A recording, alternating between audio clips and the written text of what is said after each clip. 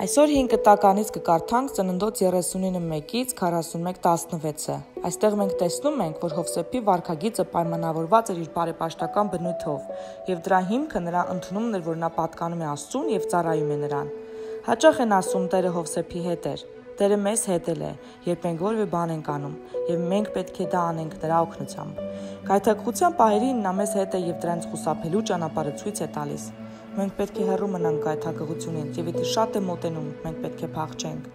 Ավելի լավ է փախչելիս հագուստը կորցնել, քան ընկնել եւ կորցնել ինքնությունը։ Աստված մեզ հետ է եւ մենք սպասում ենք։ Հովսեփը 2 դժվար տարի անցկացրեց բանտում աշխատելով, բայց նա պահեց իր հավատը եւ ուրիշներին ծառայելու համար արեց ինչ կարող էր։ Այս փորձը երկաթիփես տոկուն դարձրեց նրա հոգին։ Եթե Աստված տնօրինում է մեր կյանքը, շատ տարբերություն չկա, թող է մեզ հրահանգներ տալիս։ Այն փաստը, որ Հովսեփը կարողացավ մեկնաբանել հացթուխի եւ սեղանապետի երազները, ցույց են տալիս, որ նա հասկանում էր իր իսկ երազների իմաստը։ Նա գիտեր, որ մի օր 11 եղբայրները կխոնարհվեն իր առջև։ Ինչ խրախուսանք էր դա իր հավատքի համար։ Այժմ եկեք կարդանք ծննդոց 39-ից։ Հովսեփին տարան Եգիպտոս։ Ով եգիպտացի փարավոնի ներքինի դահճապետ Էտափրեսը նրան գնեց։ Եգիպտոս տարած իսմայելացիներից։ Տերը Հովսեփի հետ էր, նրա գործերը բարեհաջող էին, եւ նա մնաց իր տիրոջ տանը Եգիպտոսում։ Երբ իր տերը տեսավ, որ Տերը նրա հետ է եւ ինչ որ ինքը անում է, Տերը հաջողություն է տալիս նրան, Հովսեփը շնորհ գտավ տիրոջ առաջ, քանի որ հաճելի էր եղել նրան։ Դրա համար նա նրան իր տան վերակացու կարգեց, եւ ողջ ունեցվածքը վստահեց Հովսեփին։ Երբ Տերը նրա իր տան ու իր ունեցվածքի ամեն ինչ վերակացու կարգեց, Աստված Հովսեփի համար օրհնեց Եգիպտացու տունը, եւ այդ օրհնությունը տարածվեց նրա տան ու դաշտում եղած ամբողջ ունեցվածքի վրա։ Այն ամեն ինչ Տերն ուներ, թողեց Հովսեփի տնօրինությանը։ Էտափրեսը չգիտեր, թե ինչ կա իր տանը բացի իր կերացածից։ Հովսեփը դեմքով շատ գեղեցիկ էր եւ շատ վայելչակազմ։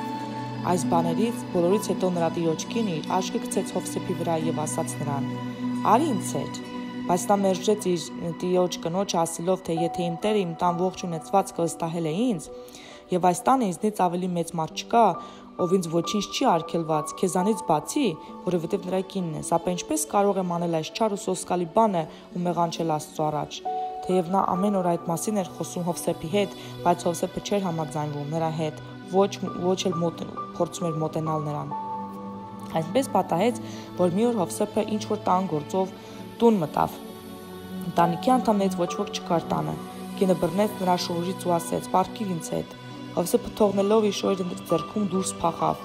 Երբ կինը տեսավ, որ նրա շորերը իր ձեռքում թողած դուրս է փախել, տան անդամներին կանչելով ասաց. «Տեսեք, ամուսինս եբրայեցի ծառային բերեց տուն, որ մեզ խայտառակ անի։ Նա մտնելով իմ սենյակը ասաց. «Պառկիր ինձ հետ»։ Ես բարձրաձայն աղաղակեցի, իսկ նա լսելով իմ բարձրաձայն աղաղակը, շորերը ինձ մոտ թողեց, փախավ, գնաց դուրս»։ Նա շորերը պահեց մոտը մինչև ամուսինը տուն եկավ, եւ նրա հետ խոցեց այդ բաները ասելով, թե «Սենյակս մտավ քո բերած եբրայեցի ծառան, որպեսզի խայտառակի ինձ»։ Նա ասաց. «Պառկիր ինձ հետ»։ Երբ ես լսեցի, որ ձայնս բարձրացրի, շորերը ինձ մոտ թողեց, փախավ, գնաց դուրս։ Երբ Տերը լսեց իր կնոջ պատմածը, թե այսպես վարվեց ինձ հետ քո ծառան, խիստ բարկացավ։ Հովսեփի տերը բռնեց ու բանտ նետեց նրան, այնտեղ, ուր արքունի կալանավորներն էին բանտարկված։ Բայց Աստված Հովսեփի հետ էր։ Նա ողորմություն պարգևեց նրան եւ այնպես արեց, որ նա բանտապետի բարեհաճություն արժանացավ։ Բանտապետը բանտն ու բանտում եղած բոլոր կալանավորները վստահեցին Հովսեփին։ Եվ ինչ էլ որ լինում էր այնտեղ, նա էր անողը։ Բանտապետը նրան շնորհիվ բանտի գործերին չէր խառնվում, որովհետև ամեն ինչ հանձնված էր Հովսեփի ձեռքը։ Աստված նրա հետ էր, եւ ինչ էլ որ ինքը անում էր, Տերը հաջողություն էր տալիս նրան։ Այս դեպքերից հետո Եգիպտոսի արքայի տակառապետն ու մատակարարը մեղանչեցին իրենց տիրոջ եգիպտացիների արքայի հանդեպ։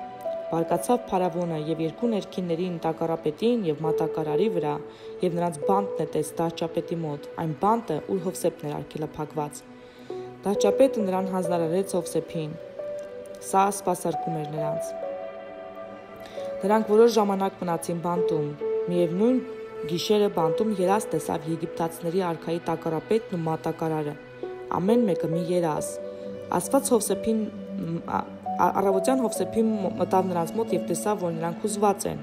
Նա հարց տվեց փարավոնի ներքիններին, որոնք իր հետ իր տիրոջ բանտում էին։ Ինչու է ձեզ դեմքերն այսօր մռայլ։ Նրանք պատասխանեցին. երազ ենք տեսել եւ չկա մեկը, որ կարողանա մեկնել այն։ Հովսեփն ասաց նրանց. չէ՞ որ Աստծո օգնությամբ հնարավոր է դրանց մեկնել, պատմեցեք ինձ։ Տակառապետը Հովսեփին պատմեց իր երազը եւ ասաց.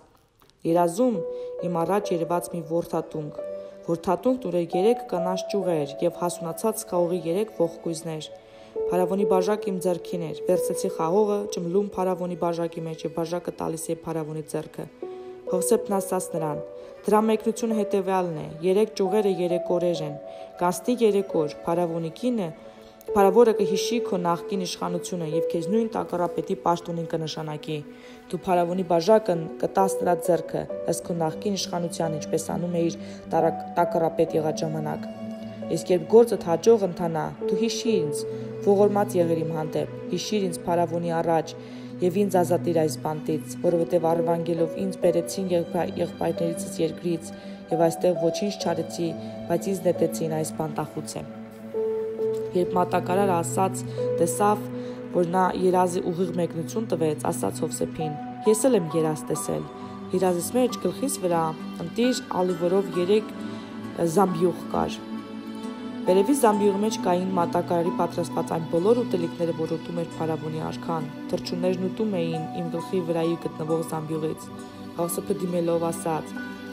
այս է դրա մեկնությունը, 3 զամբյուղները 3 օրեր են, 3 օր հետո փարավոնը կկտրի քո գլուխը, իսկ մարմին կգախի ծառից, եւ երկնքի թռչունները կհոշոտեն քո մարմինը։ 3 օր հետո փարավոնի ծննդյան տարեդարձի օրն էր։ Փարավոնը խնջույք էր կազմակերպել բոլոր ծառաների համար։ Թևս իր ծառաներին նա հիշեց իր պաշտոնատար տակառապետին եւ մատակարարին։ Նա տակառապետին վերականգնեց իր պաշտոնում եւ սա բաժակը տվեց փարավոնի ձեռքը։ Ես մատակարարին կախեց ծառից, ինչպես մեկնել էր Հովսեփը։ Տակառապետը սակայն չհիշեց Հովսեփին եւ մոռացավ նրան։ 2 տարի անց փարավոնը երազ տեսավ։ Երազում ինքը կանգնած էր գետի եզերքին, իսկ գետից դուրս էին գալիս գեղեցիկ ու մարմնով պարարտ 7 երինջներ, որոնք արածում էին այնտեղ ճահճտում։ Դրանցից հետո գետից դուրս էին գալիս տեսքով տգեղ ու մարմնով նիհար 7 այլ երինջներ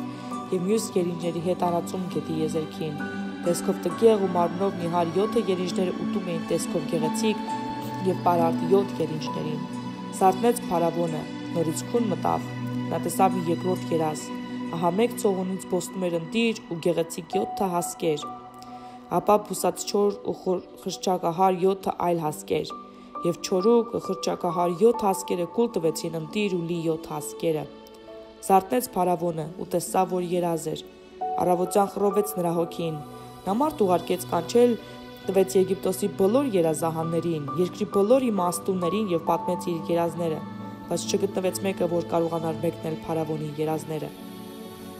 Տակառապետը դիմելով փարավոնին ասաց. այսօր հիշեցնեմ իմ հանցանքը։ Երբ փարավոնը բարկացել էր իր ծառաների վրա, ինձ ու մատակարարին արգելափակել էր դահճապետի տանը։ Մենք երկուսս էլ երազ տեսանք միևնույն գիշեր։ Յուրաքանչյուրը տեսավ իր երազը։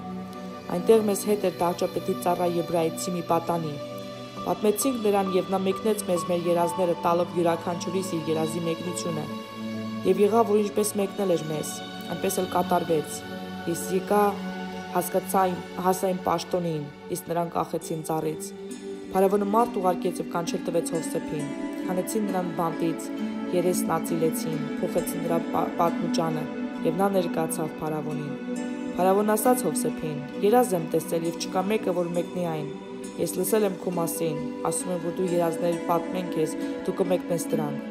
Պատասխան լսելով Հովսեփն ասաց փարավոնին. առանց Աստծո օգնության փարավոնի համար փրկարար ոչ մի պատասխան չի լինի։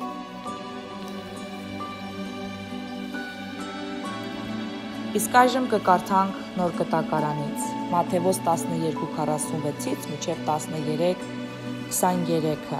Մենք կկարդանք չեզոքության մասին։ Երեկ մենք ընթերցեցինք թշնամության երեսպաշտության հաղթանակի մասին, այսօր կկարդանք չեզոքության մասին։ Զգուշացիր դատարկ կյանքից, այն հրավեր է սատանայի գործի անցնելու համար։ Այսօր մղվող հոգևոր պատերազմում դու չես կարող չեզոք լինել։ Կամ նրա կողմից ես, կամ նրա դեմ ես։ Մատթեոս 13-ում առակները պարզաբանում են, թե Աստված ինչպես է գործում երկրի վրա։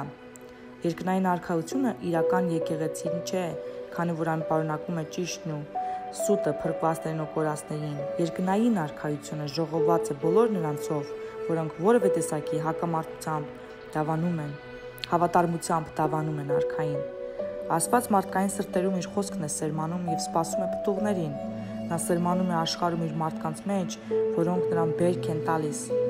Վերջում նա կբաժանի ճիշտը ստից և լավը վատից։ Քո դավանանքը Քրիստոսի նկատմամբ իսկական է, թե վերջում դու խարդախ կդառնաս։ Քո սիրտն ընդունում է խոսքը։ Սերմը կյանքի ու կորող ունի և կարող է օրհնության պտուղներ բերել քո կյանք։ Դու լսում ես այն, ինչ նա ասում է։ Կարող է Աստված քեզ սերմանել այնտեղ, որտեղ նա է ուզում։ Դու սերմ ես, ով նրա աստվածային կյանքն է պարունակում, բայց սերմը պետք է ցանել բերք ստանալու համար։ Դու ուրիշներին փոխանցում ես այն, ինչ նա քեզ սովորեցնում է։ Ճշմարտությունը չպետք է պահվի, այն պետք է տարածել, որպեսզի ուրիշներն էլ փրկվեն և վեր բարձրանան իրենց հավատքով։ Եկեք կարդանք Նոր Կտակարանից, Մատթեոս 12:46-ից։ Մինչ Հիսուսը դեռ խոսքն ուղղում էր բազմությանը, ահա նրա մայրն ու եղբայրները կանգնած էին դրսում և ուզում էին խոսել նրա հետ։ Եվ մեկն ասաց նրան. «Ահա քո մայրն ու քո եղբայրները դրսում կանգնած են և ուզում են քեզ հետ խոսել»։ Նա այդ ասողին պատասխանեց և ասաց. «Ո՞վ է իմ մայրը, կամ ովքեր են իմ եղբայրները»։ Եվ իր ձեռքերը երկարելով դեպի իր աշակերտներն ասաց. «Ահա իմ մայրը ու եղբայրները, որովհետև ով կատարում է իմ կամքը իմ հոր, որ երկնքում է, նա է ինձ եղբայր և քույր և մայր»։ Այդ օրը Հիսուսի տնից դուրս գալով նստեց ծովեզերքին, և նրա մոտ շատ ժողովուրդ հավաքվեց, այնպես որ նա նավակ մտավ և նստեց, իսկ ամբողջ ժողովուրդը կանգնած էր ծովեզերքին։ Եվ նրանց հետ առակներով շատ բաներ էր խոսում ու ասում. Ահա մի սերմնացան ելավ սերմանելու։ Ու երբ նա սերմանում էր, մի իմաստերն ընկավ ճանապարհի եզերքին և երկնքի թռչունները եկան ու այն կերան։ Եվ ուրիշ մի մասն ընկավ ապարաժի վրա, ու շատ հող չկար, և ուսկում բուսնան, քանի որ հողը խորություն չուներ, երբ արևը ծագեց, խանձվեցին, քանի որ արմատներ չկային ու չորացան։ Եվ ուրիշ մի մաս ընկավ փշերի մեջ, և փշերը բարձրացան ու այն խեղդեցին։ Եվ մեկ ուրիշ մաս ընկավ պարարտ հողի վրա և պտուղ տվեց։ Կար որ մեկին 100, և կա որ մեկին 60, և կար որ մեկին 30, ով լսելու ականջ ունի, թող լսի։ Եվ աշակերտները մոտենալով նրան ասացին. «Ինչու ես առակներով խոսում նրանց հետ»։ Նա պատասխանեց և ասաց նրանց. «Քանի որ ձեզ է տրված իմանալու երկնքի արքայության խորհուրդները, իսկ նրանց տրված չէ, որովհետև ով ունի, նրան պիտի տրվի և պիտի ավելացվի, իսկ ով չունի, նրանցից պիտի եղածն էլ վերցվի»։ Նրանց հետ առակներով եմ խոսում նրա համար, որ նայում են և չեն տեսնում, լսում են և չեն իմանում ու չեն հասկանում։ Եվ նրանց վրա կատարվում է Եսայու մարգարեությունը, որ ասում է. «Պիտի լսեք ու պիտի չիմանաք, պիտի նայեք ու պիտի չտեսնեք, որովհետև այս ժողովրդի սիրտը կարծրացավ և իրենց ականջները ծանր են լսում, և փակեցին իրենց աչքերը, որպեսզի երբեք աչքերով չտեսնեն և ականջներով չլսեն, և սրտով չիմանան և դարձի չգան, ու երբ նրանց չբժշկեմ։ Բայց երանի են ձեր աչքերին, որ տեսնում են, ու ձեր ականջներին, որ լսում են։ Ճշմարիտ եմ ասում ձեզ, որ շատ մարգարեներ ու արդարներ ցանկացան տեսնել, ինչ որ դուք եք տեսնում, բայց չտեսան, և լսել ինչ որ դուք եք լսում, բայց չլսեցին։ Եվ արդ լսեցեք դուք սերմնացանի առակը։ Ամեն մեկից, ով լսում է արքայության խոսքը և չի հասկանում, չար է գալիս և հափշտակում է նրա սերմը սերմնացանը։ Դա այն, որ ճանապարհի եզերքին էր սերմանվել։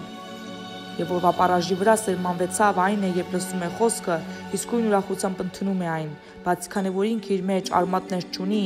այն մի որոշ ժամանակի համար է հավատում, երբ խոսքի համար նեղություն ու հալածանքներ լինեն, իսկույն սայթաքում ընկնում է։ Իսկ որ փշերի մեջ սերմեցան, այն որ լսում է խոսքը, բայց աշխարհից հոգսերն ու հարստությունը, պատրանքները խեղդում են խոսքը, եւ սա է լինում է անպտուղ։ Իսկ որ լավ հողի մեջ սերմացվեն, այն է, որ երբ լսում են խոսքը եւ հասկանում, պտուղ է տալիս, կա որ մեկի դիմաց 100, կա որ մեկի դիմաց 60 եւ կա որ մեկի դիմաց 30։ Այժմ կարդանք Սաղմոս 17-ի 1-ից մինչև 15։ Սիրում եմ քեզ, Տեր զորությունեմ, ով Տեր պահպանիչ եմ, ապավենին ու փրկիչ։ Աստված օգնականս եւ հույսս դրել եմ նրա վրա, իմ ապավենն է փրկությունս։ Եղջյուրը ինձ ընդունողը, օրնելով կկանչեմ Տիրոջը եւ իմ թշնամիներից կազատվեմ։ Մահվան տառապանքը շրջապատեց ինձ եւ անօրենությանը հեղի պես ինձ վրդովեց։ Դժոխքի ցավերը պաշարեցին ինձ եւ մահացու վտանգներն ինձ հասան, նեղությանս մեջ եմ Տիրոջ դիմեցի եւ իմ Աստծուն աղաղակեցի եւ լսեց ինձ եւ իմ աղոթքի ձայնը իր սուրբ տաճարից։ Նրան ուղղված աղաղակս նրա ականջին հասավ։ Ցնցվեց ու դողաց երկիրը եւ լեռների հիմքերը սասանվեցին եւ խախտվեցին, քանզի բարկացավ նրանց վրա Աստված։ Նրա բարկությունից ծուղ բարձրացավ, 30 հուր բորբոքվեց եւ կայծակներ ճորճթացին նրանցից։ Ցածրացրեց նա երկինքն ու իջավ եւ նրա ոտքերի տակ մառախուղ էր։ Ելավ նա քերով բեների վրա ու թռավ, սլացավ հողմի թևերով։ Խավարն իմ համար ծածկույց դարձրեց եւ շուրջ բոլոր իմ տունը եղավ օդի ամպերի թանձր ջրերով։ Նա փայլատակեց նրանց առջև, ամպերը կարկուտ եւ հրեղեն կայծակներ արձակեցին։ Որոտաց Տերը երկնքից եւ բարձյալն իր ձայնը լսելով տվեց կրկնավ ու հուր կայծակներով։ Ուղարկեց իր նետերն ու ցրեց դրանք, շատացրեց իր կայծակներն ու սփռեց դրանք։ Այժմ կարդանք Առակ 3:33-ից մինչև 35։ Տիրոջ անեծքն ամբարիշտների տներում է, մինչդեռ արդարների տներն օրհնվում են։ Տերը հակառակ է ամբարտավաններին, նա շնորհ է տալիս խոնարհներին։ Փառք պիտի ժառանգեն իմաստունները, իսկ ամբարիշտները պիտի բազմատնան իրենց անարգանքը։